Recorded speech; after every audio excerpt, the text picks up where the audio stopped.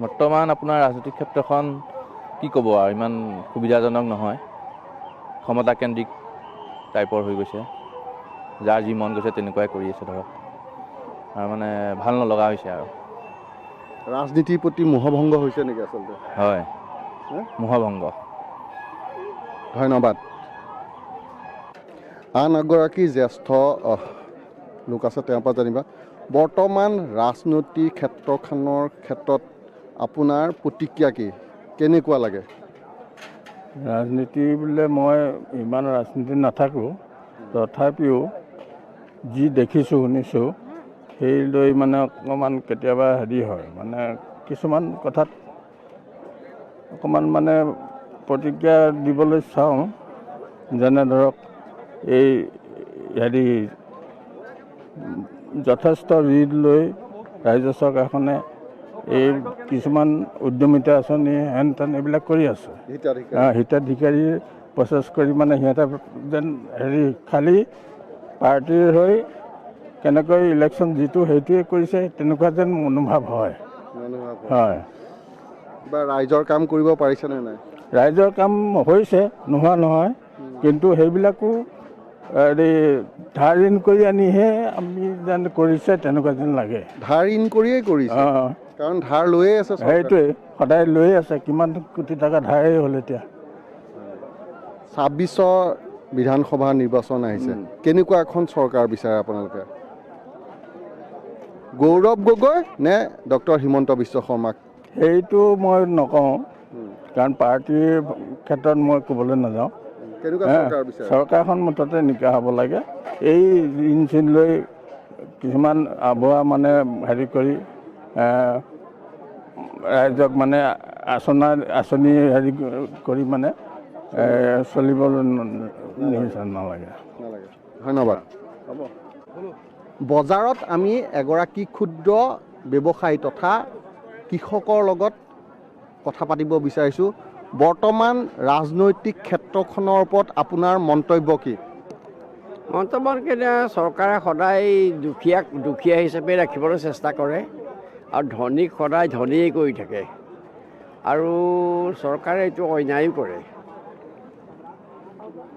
কৰে অলপমান।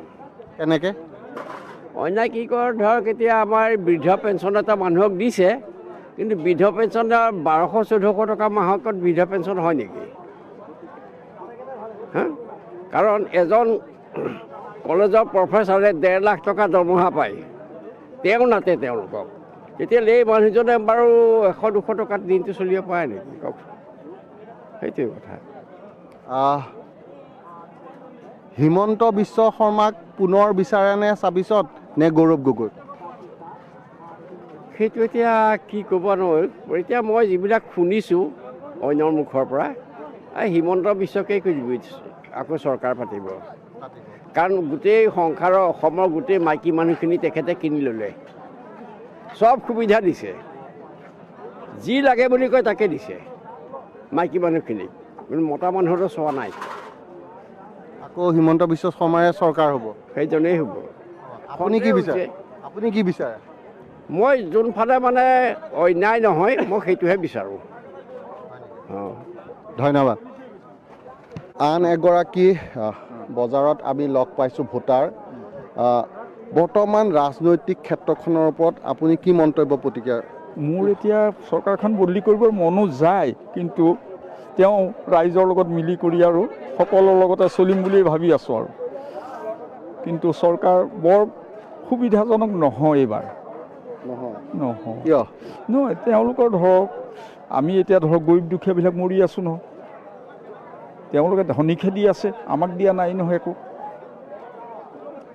26ত বিধানসভা নিৰ্বাচন হ'ব, এতিয়া সমাগত, আৰু এমাহ দুমাহৰ পিছতে নিৰ্বাচন হ'ব, কেনেকুৱা এখন চৰকাৰ বিচাৰে? চৰকাৰ সেই আগৰখনেই যাব, আৰু বেলেগ নহয়।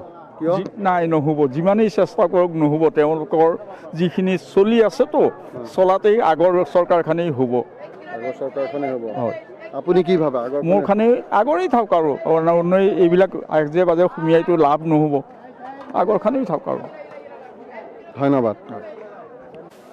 আমি বজাৰতে লগ পাইছোঁ এগৰাকী পতি পত্নী তেখেতসকলৰ পৰা জানিব বিচাৰিম বৰ্তমান যি ৰাজনীতি চলি আছে এই ৰাজনৈতিক ক্ষেত্ৰখনৰ ওপৰত আপোনালোকৰ মন্তব্য কি ৰাজনৈতিক ক্ষেত্ৰৰ ওপৰত ইমান ভালকৈ মানে ক'বলৈ অকণ দিগদাৰ হয় আৰু আমি এইটো মানে দেখি আছোঁ আৰু শুনি আছোঁ আৰু এইয়াই আৰু কেনেকুৱা লাগে ৰাজনীতি দেখি শুনি কেনেকুৱা লাগিছে দেখি শুনিতো ঠিকে আছে চবেই মানে এইবাৰ আগন্তুক হেৰিয়াৰ কাৰণে নিৰ্বাচনৰ কাৰণে মানে প্ৰস্তুতি চলাই আছে চাই আছোঁ আৰু সেয়াই আৰু কেনেকুৱা এখন চৰকাৰ আপোনালোকে বিচাৰে চৰকাৰ মানে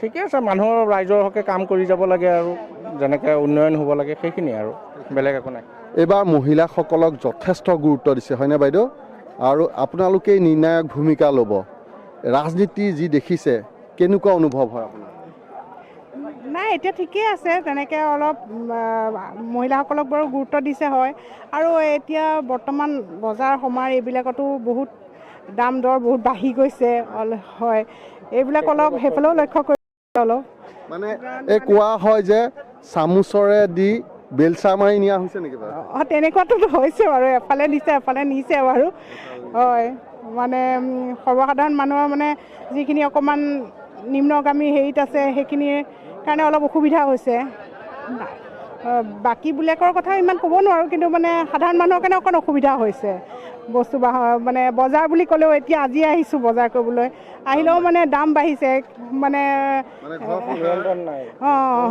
পৰিছে মানে পাকঘৰত প্ৰভাৱ পৰিছে পাকঘৰত মানে পূৰা পৰিছে